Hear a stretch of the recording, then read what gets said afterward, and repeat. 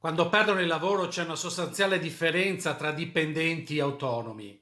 Mentre i primi possono contare sulla cassa integrazione, sulla NASPI, su altre misure di sostegno al reddito, ai secondi invece non spetta nulla. Una constatazione amara quella di Paolo Zabeo dell'ufficio studi della CGA di Mestre, ora supportata dai dati ufficiali e definitivi dei primi 16 mesi di pandemia con il Covid che ha colpito soprattutto i lavoratori autonomi. Tra febbraio 2020 e giugno di quest'anno l'Italia ha perso 470.000 occupati, di questi 378.000, pari a oltre l'80% del totale, sono lavoratori indipendenti. 8 persone su 10 tra quelle che hanno perso il lavoro in questo periodo storico appartengono al cosiddetto popolo delle partite IVA. Piccoli commercianti, esercenti, collaboratori e tantissimi liberi professionisti, un esercito silenzioso letteralmente sparito dai radar.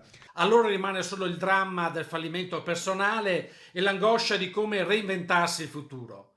Per affrontare questa criticità chiediamo al governo di istituire un tavolo permanente di crisi rivolto alle partite IVA. Un tavolo permanente da aprire sia a livello nazionale che regionale che ricalchi quelli già avviati con le parti sociali per affrontare le grandi crisi aziendali del momento come Whirlpool o Giannetti Ruote. Più in generale, a causa del Covid, lo stock complessivo delle imprese artigiane presenti nel Veneto continua a mostrare segni di grave difficoltà. Tra il primo trimestre 2020 e il secondo trimestre 2021 il numero complessivo delle aziende artigiane in Veneto è sceso di 794 unità. Se Treviso e Verona hanno tenuto critica è la situazione soprattutto a Venezia, Padova, Rovigo, con perdite tra le 100 e le 200 unità, record negativo per Vicenza dove si registra un meno 347. A soffrire, evidenzia la CGA, ancora una volta i negozi di vicinato, attività sì economiche ma dalla forte valenza sociale.